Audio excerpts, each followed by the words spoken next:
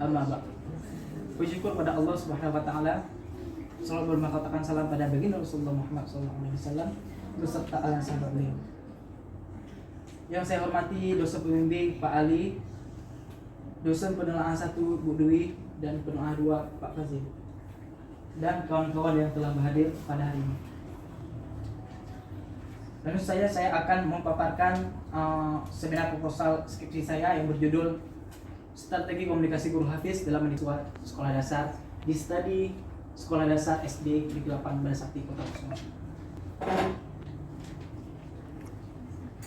Latar belakang saya di sini adalah Sekolah Dasar Negeri 8 Badasakti Kota Kusuma merupakan salah satu sekolah dasar yang melaksanakan program Tahfizul Quran yang ditujukan kepada siswa kelas 1 saja. Program Tahfizul Quran menjadi program ekstrakurikuler utama yang digerakkan kepada kepala sekolah sejak bulan Oktober 2022 dan masih dilaksanakan hingga sekarang. Program ini dijalankan oleh tenaga pengajar seorang guru hafiz yaitu Ustadz Muhammad Fauzul Ismi, membaca Al-Quran dan menghafal Al-Quran. Pada pelaksanaan Tahfizul Quran perlu komunikasi yang harus dibangun oleh guru dengan siswa dalam hal mengajar Al-Quran. Proses pembelajaran terutama Tahfizul Quran pada hakikatnya adalah proses komunikasi, yaitu penyampaian pesan dari sumber pesan melalui pengajar saluran atau media tertentu yang menerima pesan, yaitu siswa. Pesan yang akan diberikan berupa bahan atau materi pembelajaran. Selanjutnya, rumusan masalah. Rumusan masalah yang saya angkat di sini ada 2. Yang pertama, bagaimana komunikasi yang dibangun pada sekolah pada pelaksanaan program Tahfizul Quran. Dan yang kedua, bagaimana strategi yang dibangun guru hafiz dalam meningkatkan hafalan Al-Quran pada siswa.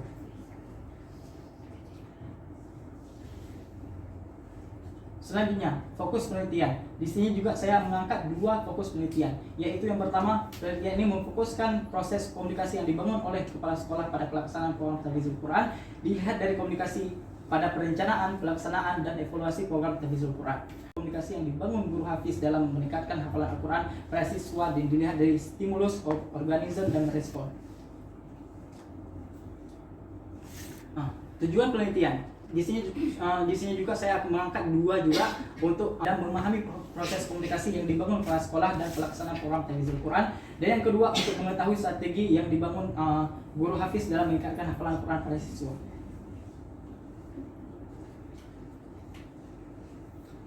Manfaat penelitian. Manfaat teoritis penelitian yang pertama di sini, hasil penelitian ini diharapkan dapat menjadi bahan untuk mengembangkan ilmu pengetahuan khususnya kajian ilmu komunikasi pada strategi komunikasi guru hafiz dalam meningkatkan hafalan Al-Quran pada siswa. Dan hasil penelitian ini diharapkan dapat menjadi kajian bagi peneliti selanjutnya sebagai sumber referensi yang mengkaji tentang komunikasi dalam pembelajaran hafalan Al-Quran.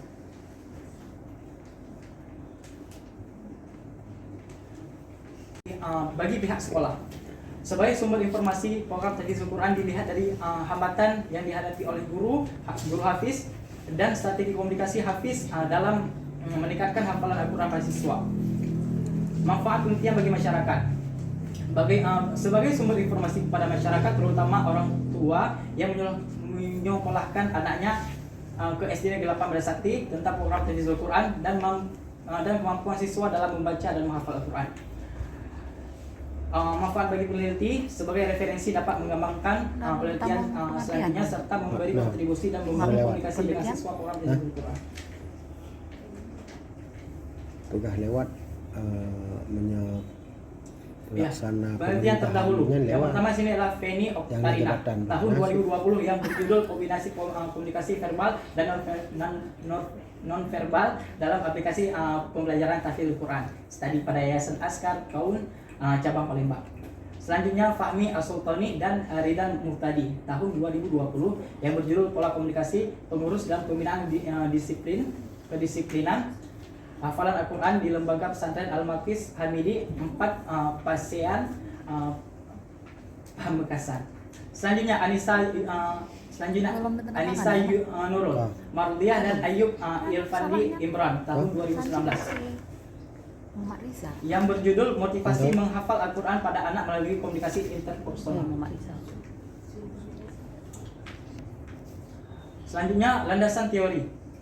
Perspektif Holland di mana indikator meliputi yang pertama di sini stimulus, organisme, dan respon.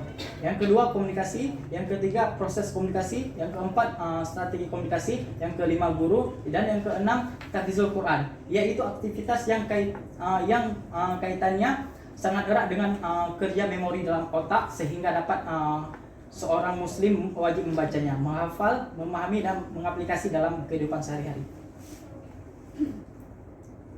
Kerangka berpikir. Guru hafiz dalam meningkatkan hafalan Quran pada siswa di SD Negeri 18 Sakti, saya memakai di sini teori SOR, yaitu terdiri stimulus, organisme, dan respon, sehingga tercapainya peningkatan kemampuan membaca dan hafalan Al-Quran pada siswa. Lokasi penelitian. Penelitian ini berlokasi di SD Negeri 18 Sakti Kota Lubuk Semawe yang memiliki program tahfizul Quran khusus pada siswa kelas 1. Pendekatan penelitian ini menggunakan metode pendekatan kualitatif, deskriptif, dengan maksud menafsirkan permasalahan penelitian terkait strategi komunikasi guru hafiz pada peningkatan kemampuan hafalan Al-Quran pada siswa. Informan peneliti. Peneliti ini menggunakan informan kunci, yaitu yang pertama kepala sekolah sebagai pencetus, guru hafiz dalam melaksanakan program tahfizul Quran atau pengajar. Yang ketiga guru yang di sekolah yang ada di sekolah dasar Negeri 18 Sakti, dan orang tua siswa yang ikut serta dalam program tahfizul Quran. Sumber data. Penelitian ini menggunakan sumber data primer dan data sekunder guna mendapatkan data yang valid dan spesifik dari sumber-sumber relevan. Teknik pengumpulan data. Teknik pengumpulan data dalam penelitian ini dilakukan sebagai dengan observasi, wawancara, dan dokumen. Teknik analisis data. Teknik analisis data di penelitian ini berupa reduksi data, penyajian data, dan penarikan kesimpulan dan verifikasi. Mohon maaf atas segala kekurangan. Sekian, terima kasih. Saya kembalikan kepada dosen pembimbing. Kamu sedikit sekali, dan itu bagus. Ini kamu ada wawancara awal dengan kepala sekolah, ibu senang ini. Di halaman 3 itu kamu paparkan. Tapi kemudian narasi kamu di latar belakang ini semuanya pendapat orang, bukan pendapat kamu. Lihat di paragraf 1 Fauzia, paragraf 2 Khairiyah, paragraf 3 Ediana, paragraf 4 Setiana, paragraf 5 Habibi, sampai dengan ke belakang Sabri 2005. Ini semua pendapat orang. Jadi sebelum kita nulis latar belakang, kamu harus baca dulu beberapa referensi terkait tahfizul, kemudian kamu mengutarakan, memaparkan dengan bahasa kamu sendiri. Boleh kamu dapat ide dari orang lain, boleh sedikit boleh. Tapi kalau dia menyangkut data-data empiris, kamu harus sebutkan dari mana kamu mengambilnya. Boleh ada referensi orang lain, boleh, tapi nggak semua kayak gini. 1-2 kali boleh melakukan penelitian, karena latar belakang ini ruhnya kamu, penelitian kamu. Artinya kalau kamu semua mengutip punya orang semua, kamu nggak paham apa yang kamu teliti. Mengumpulkan jadi satu. Nah ini keliru latar belakang, ya. Lalu rumusan masalah. Nah, rumusan masalah, bagaimana proses komunikasi yang dibangun. Oke, kalau sudah proses komunikasi yang dibangun, ini masuk di dalamnya tentang strategi. Maka kamu tidak perlu mengulang lagi rumusan masalah kedua dengan strategi komunikasi. Cukup satu, mungkin rumusan masalah kedua mau bisa hambatan atau kendala, ya. Tuh. Lalu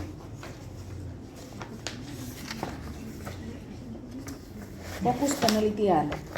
Fokus penelitian ini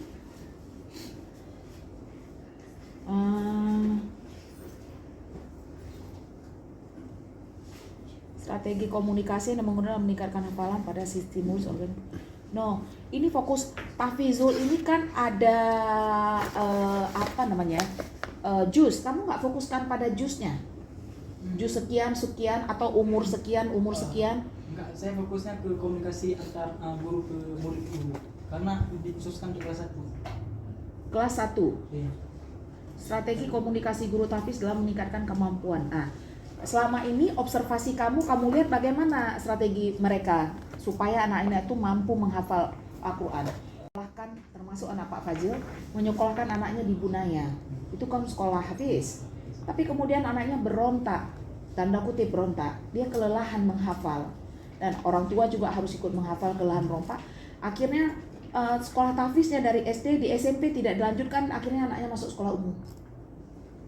Nah, apakah ini bisa dikatakan ketika anaknya berontak nggak mau hafal apa segala macam, mungkin agak berat dia kehilangan, karena hafalan ini kan kalau 1 hari 2 hari nggak ulang kan langsung mulai hilang dia. Ya kalau anak seperti murajaah namanya kan. Nah seperti itu. Nah apakah ini masuk dalam, ini berdasarkan observasi kamu, apakah ini masuk dalam kekurangan kemampuan komunikasi gurunya sehingga anaknya demikian? Iya. Iya. Terus yang kamu observasi di sekolah ini kayak mana? Strategi yang sudah berjalan, kamu rasa itu bagian dari strategi dalam meningkatkan? Atau kamu melihat belum ada strategi sama sekali di SD 8 ini? Saat saya observasi awal Bu, pas wawancara Guru Hafiz, dia kendala di komunikasi Bu, karena kita bilang remaja, jadi menghadapi anak-anak itu susah Bu, jadi komunikasi untuk anak-anak itu susah. Itulah banyak anak-anak kita kalau kita bilang A, dia bilang B, ada yang ini nggak takut Bu. Nah, jadi membangun komunikasi susah sih, di situlah permasalahan membangun komunikasi itu susah. Susah pada anak-anak ini. Jadi yang kamu lihat selama ini belum ada sama sekali strategi komunikasi untuk meningkatkan pemahaman itu di SD 8 ini. Kendalanya Bu, karena orang ini ada yang sudah ngaji, ada yang masih Iqra, ada yang sudah Quran, karena ada yang ngaji di rumah, ada yang enggak, kayak gitu. Makanya untuk membangun meningkatkannya susah Bu. Karena masih Iqra. Jadi untuk menghafal, jangankan untuk menghafal, huruf aja orang yang susah, belum tahu Bu. Karena anak kelas 1 mungkin di anak kelas 5, 6 itu mudah kita ini. Tapi tengok nih ya, judul kamu strategi komunikasi guru tahfiz dalam meningkatkan kemampuan meningkatkan. Artinya kemampuan itu sudah ada, tinggal ditingkatkan. Kalau kamu katakan dari penjelasan kamu tadi kelas 1 SD bahkan kemampuan pun belum ada. Apa nggak salah sasar kamu itu? Ada yang sudah ngaji, ada yang sudah bisa membaca segala macam di ngaji di luar. Ada yang belum bisa ngaji Bu, bahkan belum ngaji sama sekali. Ya bisa. Jadi informan kamu yang kamu sasar nanti yang mana? Ya udah atau belum? Ini kita konekkan dengan judul kamu. Jangan balik-balik kamu hangus nanti. Nah, ya udah atau belum? Yang udah? Atau yang belum? Udah. Yang udah. Berarti dia sudah punya kemampuan, tinggal kita tingkatkan kemampuan. Karena kayak Ibu bilang, Hafiz ini menghafal Al-Quran ini, kalau sehari aja dia nggak ngulang, dia mulai hilang itu. Apalagi sehari full dia main game, udahlah habis lah itu hafalannya. Dia biasanya kalau perilaku dengan perilaku yang agak-agak maksiat sedikit, main game, buang-buang waktu itu kan maksiat itu. Duduk di warung kopi ngenet lama-lama maksiat itu biasa hafalannya hilang. Udah mulai apa ya salah, biasanya seperti itu. Makanya nggak mudah untuk Hafiz ini, dan anak-anak yang Hafiz ini luar biasa ini. Ya. Jadi kamu harus perjelas itu Rizal, jangan bolak-balik. Kan Ibu tanya, kamu mulai bilang gini, Ibu balik lagi kamu beralih. Ada penting-pentingnya menggibah kan? Kalau kita bilang hari ini ala Bu Dwi suka gibah, yakin dia bukan tukang gibah. Itu aplikasi lebih lengkap daripada Ibu mungkin handphonenya. TikTok ada, selama ada TikTok, nggak ada yang namanya dia lepas dari gibah. Karena di TikTok itu kontennya gibah semua. Bagus itu judul skripsi. Gibah, iya. Selama ada TikTok kok saya cerita dia nggak gibah. Apalagi yang dia search, udah nih kita merja dengan anaknya, dia scroll lagi ke bawah. Akun ini bilang gini, akun itu bilang gitu. Berarti kan dia memperdalam gibahnya. Nah, jadi nggak ada cerita itu. Kalau ada aplikasi sosmed itu nggak ada cerita, nggak gibah. Tapi ada juga orang-orang yang nggak ada aplikasi sosmed, ada, dan itu hebat. Tapi sama aja dibuka YouTube habis itu. Sulitlah kita nggak gibah di era digital ini. Mungkin kita nggak khusus berkumpul, kita kumpulkan 5 kita, ayo kita topik kita nih, kita Mirzani, nggak gitu. Tapi kita bersama-sama melihatnya, mengiyakan. Gitu ya. Paling kali anak nih. Habis itu scroll lagi gini-gini. Scroll lagi bawah, lihat tuh. Sama gibah itu, cuman caranya modern. Oke, kemudian fokus penelitian itu ya, koreksi Ibu di latar belakang. Kemudian di fokus penelitian. Jadi fokus kamu ini kan fokus kamu kenapa ya? Semua mahasiswa fokus penelitiannya semua mengulang judul, ya. Kamu lebih fokus kepada audiens yang ingin disasar dalam ini siapa? Kan tadi antara yang sudah mampu atau yang tidak mampu. Tadi itu pertanyaan Ibu. Kamu jawab yang sudah mampu. Ya kan? Sehingga yang sudah mampu ini kita tingkatkan kemampuannya. Berarti fokus kamu pada anak yang sudah mampu, yang kemudian strategi ini disasar pada yang sudah mampu, sehingga lebih mampu lagi untuk meningkatkan hafalannya. Bukan yang sama sekali belum bisa huruf hijaiyah. Nah, itu fokus. Kemudian pada strategi komunikasi itu pada audiensnya, kemudian lihat lagi pada guru tahfiznya mungkin bisa kamu fokuskan. Apakah yang baru-baru masuk atau guru-guru yang sudah lama di situ? Beliau ini Bu, guru hadisnya masih remaja tapi kurang mengajar anak-anak Bu. Jadi pengalaman tuh menghadapi anak tuh kurang. Berarti yang kamu fokus ini kalau kurang dia kan masih belajar ini. Dia pun nggak tahu strateginya kayak mana. Apa relevan dia kita jadikan informan kita? Atau mungkin lebih relevan kepada guru yang sudah agak lama sedikit ngajarnya. Jadi dia sudah tahu trik and trick yang sudah punya kemampuan, tapi kita tingkatkan kemampuannya. Mana yang lebih relevan? Itu buat lagi di fokusnya, ya. Jadi nggak bias. Lalu Rizal di bab 2. Jadi kalau bicara masalah ikhlas Pak Ali, kok saya nggak ikhlas ya? Saya nggak ikhlas maksudnya. Artinya keberadaan dia dengan istrinya yang baru ini mudarat artinya nggak baik untuk teman-teman. Dia memutuskan hubungan dengan saya, dengan teman-teman baiknya di Banda Aceh. Berarti kan inang jangan karena ini kegon. Geser sedikit formatnya, persamaan dan perbedaan ya. Terus tidak dalam paragraf seperti kamu buat panjang lebar seperti ini. Dia dalam bullet point, inti-intinya saja. Persamaannya sama-sama meneliti kualitatif, misal perbedaan Fahmi meneliti tentang pola ini, sementara peneliti meneliti pola itu, udah satu. Kemudian perbedaan selanjutnya Fahmi pakai teori A, sementara peneliti pakai teori B. Poin-poin saja. Jadi kita tahu sejauh mana relevan penelitian Fahmi untuk membantu penelitian kamu, ya. Lalu kan Rizal kalau bisa di dalam kolom ini itu fontnya 11, cantik dia, ya, tidak padat. Tapi ini paragrafnya udah bagus, fontnya yang 11. Terus Rizal sama masukan Ibu In tadi, kita kan reference kita itu latestnya 10 years latest ya. Jadi 10 tahun terakhir. Jadi kalau ini 2013 berarti terakhir 2023 berarti terakhir 2013. 2013 ke bawah kita nggak pakai. Kenapa kita jurnalistik? Karena berlimpah ruah referensi hari ini dengan sumber digital Google kah, repositori USU, repositori UI, repositori UGM, repositori tadi mana-mana lagi ya. Kamu bisa masuk itu dan bisa lihat semuanya.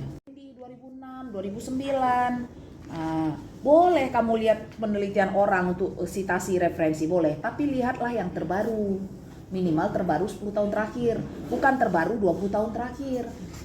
Ya. Masih SD. Baru lahir ya? 20 tahun terakhir baru lahir. Itulah. Terus kan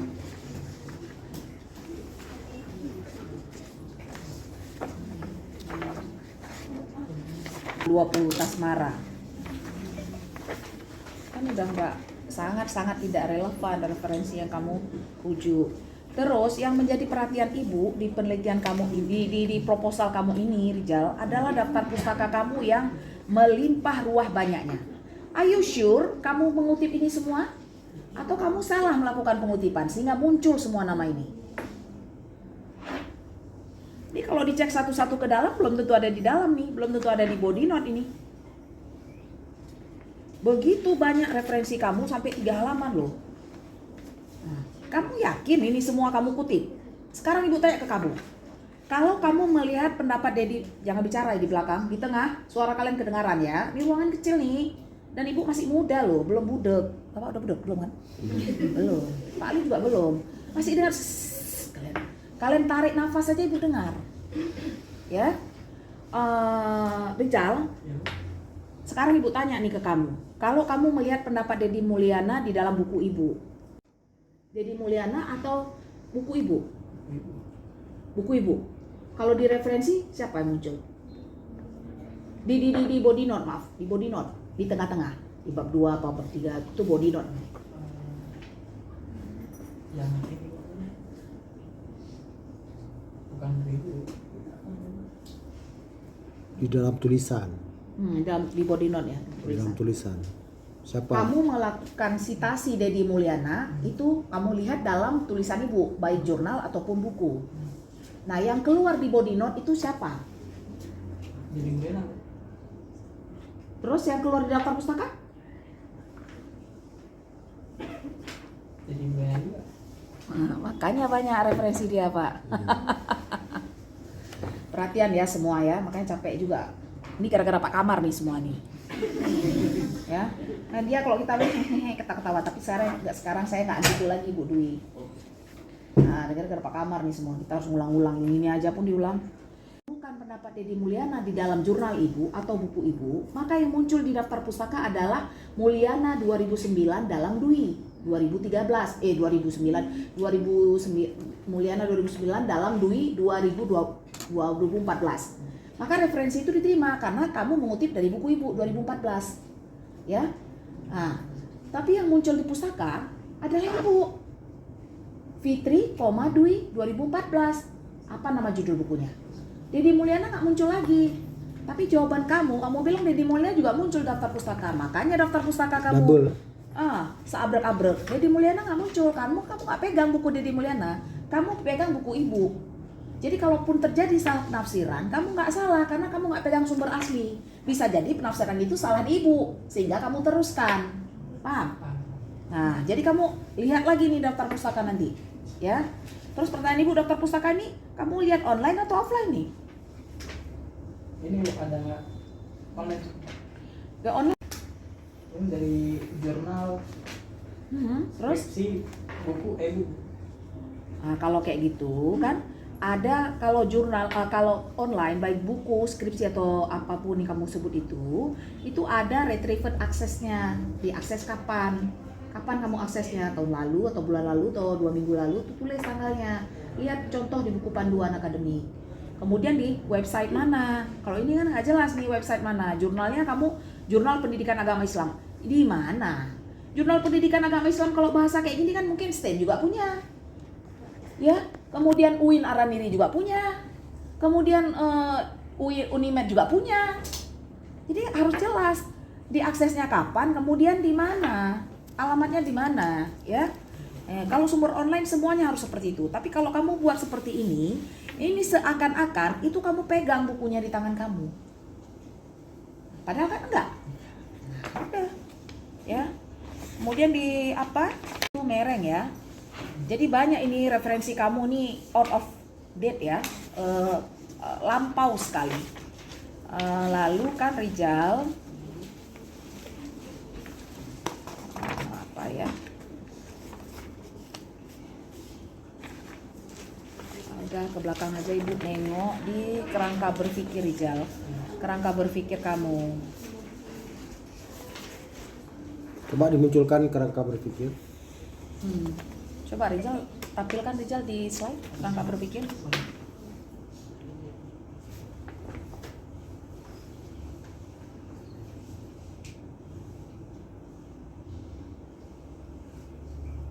Mau di zoom Rizal? Sebotol itu kan.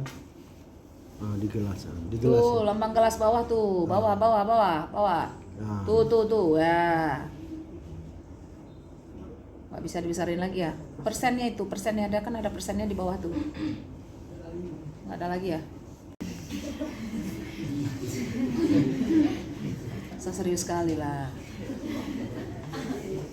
Peningkatan kemampuan membaca dan teori SOR. Simpel kali ya. Ya udah apa. Fase ini yang belum ada ya. Operasionalisasi konsep ya Rizal ya. Setelah kerangka berpikir itu ada operasionalisasi konsep. Berarti konsep kamu dalam judul ini adalah pertama strategi komunikasi, yang kedua adalah kemampuan menghafal konsepnya, ya. Itu kamu jabarkan nanti indikator-indikatornya apa saja.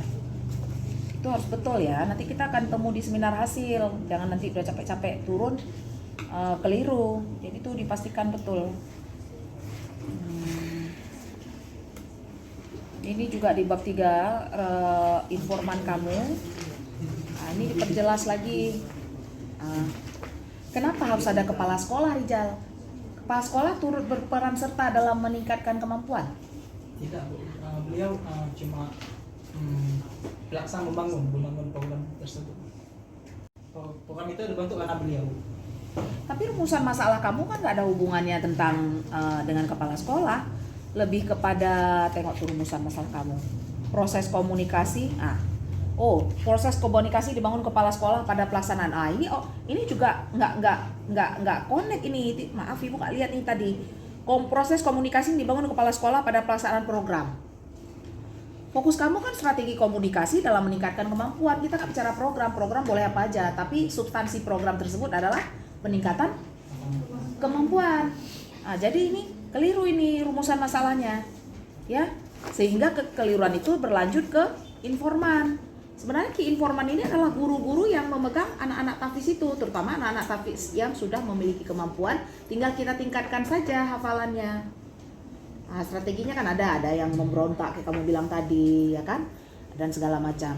Jadi kayaknya kalau menurut Ibu ya, makanya perlu Pak Fajil di sini ada satu lagi ya, supaya Ibu tidak salah kaprah juga. Kalau menurut Ibu kepala sekolah ini nggak relevan, biar ada kesepakatan. Terus guru hafiz, informan kunci, guru hafiz pelaksana program itu betul. Tapi kan kita sepakat tadi guru hafiz yang baru atau yang sudah lama mengajar. Kalau yang baru-baru dia sendiri belum tahu kayak mana strateginya, karena dia pun baru. Kalau yang sudah beberapa, kamu yang tentukan sendiri guru hafiz itu harus berapa lama yang bisa kamu jadikan informan. Harus yang ngajar setahun atau 2 tahun. Nah, kamu yang tentukan minimal setahun dia sudah mengajar atau 2 tahun dia udah mengajar.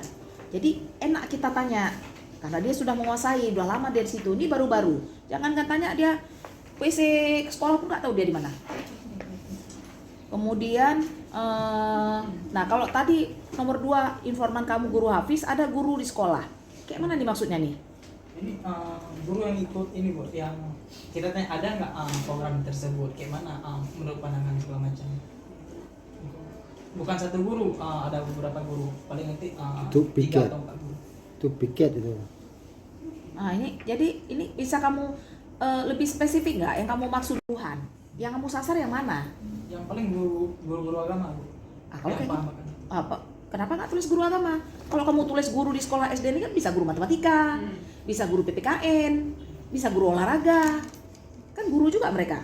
Tapi kalau agama kan terkunci dia, berarti hanya terkunci pada beberapa orang. Nah, kemudian orang tua, ini boleh nih. Tetapi dari sekian pemilihan guru hafiz, ada berapa guru hafiz di SD Negeri 8 tuh? 2. Berarti kamu ambil dua-duanya. 1. Berarti teknik pengambilan informan kamu pakai apa ini? Kalau purposif bisa, karena guru hafiz yang kita pakai kalau cuma 2 ya 2 itu 2 baru atau 2 udah lama? Mereka satu pesantren yang mengajar. Nggak mau tahu Ibu, walaupun mereka satu pacar. Ya Ibu tanya, mereka sudah lama di situ atau baru? Kalau mengajar di sekolah itu baru, kalau mengajar di luar itu udah lama Bu. Oh, berarti dia sudah berpengalaman. Sudah Berarti berpengalaman. guru hafiz yang berpengalaman di sini harusnya. Mungkin dia di situ baru, tapi dia sudah berpengalaman dalam hal peningkatan kemampuan. Apa teknik pengambilan informan kamu yang tepat? Karena di sini belum ada. Ya. Nah, ini juga ya sumber data primer dan sekunder ini dijabarkan ya. Jangan terus referensi kamu juga 2006 ini. Data sekunder, data primer ini dijabarkan. Observasi. Nah, ini observasi kamu hebat kali dalam definisi. Ya kan? Nah, tapi observasi yang kamu jabarkan, guru hafiz yang ikut pada program tersebut, nah, ini kamu cuman mention saja, tidak menjabarkan observasi kamu. Lihat nih bahasa kamu ya. Observasi dilakukan di SD Negeri 8 Banda Sakti Kota Loksmawe. Hal yang diamati yaitu pelaksanaan program tahfiz, guru hafiz, siswa yang ikut, jadwal dan ya jadwalnya kayak mana, waktunya kayak mana. Kamu cuman mention aja waktu pelaksanaan, strategi komunikasi, model hafalan. Harusnya kamu jabarkan. Maksudnya sedikit aja. ya program tahfizul guru hafiz sebanyak 2 orang yang mengikuti jadwalnya bisa hari Minggu, Senin, waktunya biasa lakukan pada asar. Itu observasi kamu. Tapi pengamatan kamu yang kamu lihat. Harus ulur, ya ulur. Makanya Pak Arif tahu dia ngulur biasanya ada kita putus. Biasanya kalau dengan Bu Dwi aku putus nih. Oke. Baik, yang saya hormati Pak Mama Ali sebagai pembimbing utama dan kemudian Bu Dwi sebagai penelaah, saudara Muhammad Rizal yang hari ini sangat berbahagia sudah mencapai pada proses pengajuan proposal ya. Mudah-mudahan sukses terus sampai akhir, dan juga yang terhormat Yang lain yang as audience audien hari ini mencapai rekor tertinggi jumlah perempuannya. Karena lagi satu orang laki nggak ada lagi Pak. 3 orang aja itu kejepit di antara wanita. Udah kalah, jadi posisinya udah kalah sekarang. Lebih banyak kaum hawa. Ya, Rizal dalam meningkatkan kemampuan menghafal Al-Quran pada siswa sekolah dasar studi pada sekolah dasar negeri 8 Banda Sakti Kota Losmai. Tapi komunikasi guru kan? Kok bisa strategi komunikasi guru? Ada nggak konsepnya strategi komunikasi pada guru? Kalau Rizal lihat apa yang salah ketika diajarkan ke siswa dalam tahfiz itu kira-kira? Diperjelas. Apa yang Rizal lihat di lokasi sementara ini yang mereka kayaknya nggak nyaman sehingga atau ini sekolah ini menurun atau naik dari segi tingkat tahfiznya? Program ini baru dibuat Pak, jadi belum menaik, masih mau situ-situ diukur aja. strateginya. Nggak ada. Masalahnya di komunikasi antar guru dan murid. Ada. Siswa tersebut. Berlangsung rame-rame atau 1-2 orang? Ini masuk ke ranah komunikasi apa nih? Interpersonal? Personal, pendekatan apa yang kemudian dilakukan dalam komunikasi interpersonal yang dilihat penting dalam sebuah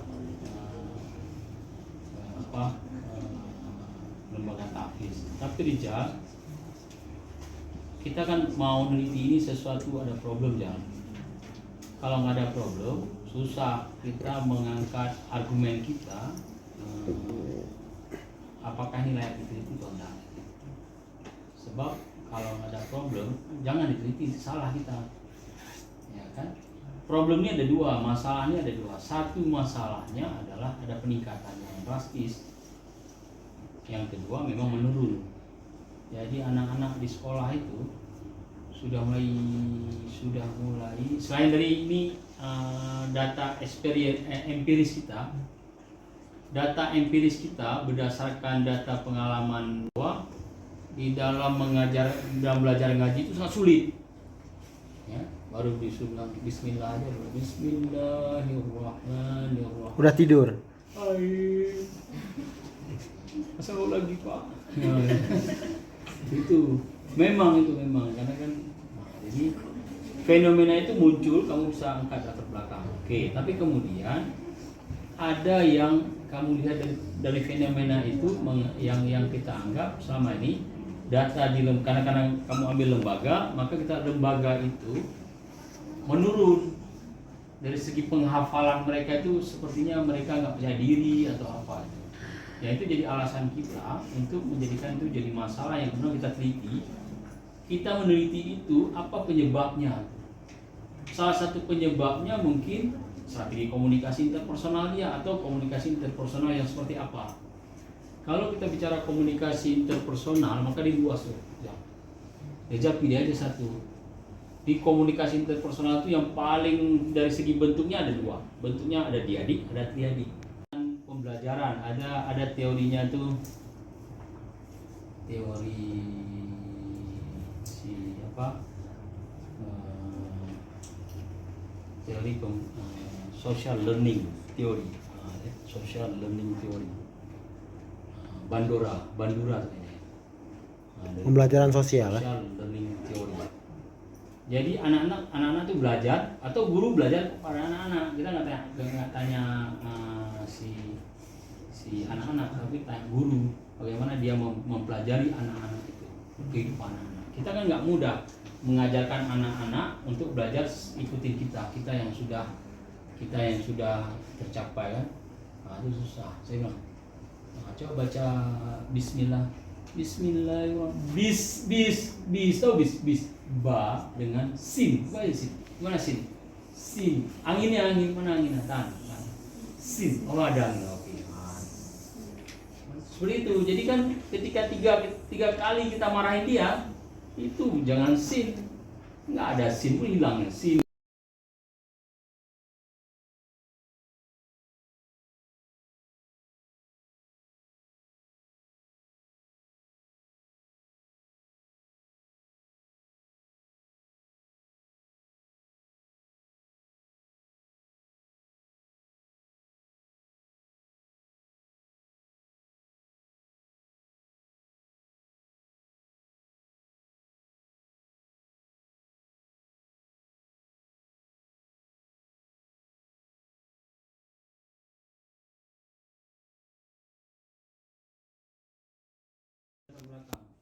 Bahwa ada penurunan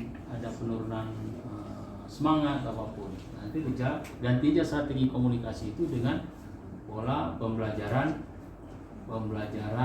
sosial atau pembelajaran komunikasi pembelajaran guru dalam meningkatkan pembelajaran guru tapi nanti lihat lagi lah. Komunikasi interpersonal juga boleh guru dan guru tahfiz dalam meningkatkan. Saya melihat pembelajaran si guru tahfiz ini karena dia upaya dia meningkatkan siswa ini bagus kan gitu. Iya, meningkatkan hafalan dia, ya kan hafalan dari motivasi dia kan menghafal yang mana. Nah, itu satu. Yang kedua, dari segi teorinya, lihat teori kalau itu dicapai maka teorinya adalah teori pembelajaran sosial ya, di ranah komunikasi interpersonal. Pakai strategi sebenarnya, makanya strategi buang aja ya. Tapi ada juga mungkin ini punya referensi tentang komunikasi, strategi komunikasi interpersonal jarang ada kan. Ini pakai SOR lagi kan? Ya. Nggak usah, SOR itu media stimulus. Kalau SOR, kamu yang kamu tanya wawancara itu anak-anak. Ngapain deh anak-anak? Anak-anak itu pada ikut. Kamu senang nggak belajar? Enggak. Ngafal berapa ayat hari ini? Enggak ada tuh. Tadi nggak hafal? Enggak. Nggak disuruh sama gurunya pada capek, habis mulutnya gurunya. Ya, tanya ke gurunya, apa metode komunikasi dia dengan anak-anak ini supaya anak-anak ini bersemangat untuk belajar. Ya. Oke, itu aja Pak Ali. Tidak ada. Terima kasih banyak Pak Ali.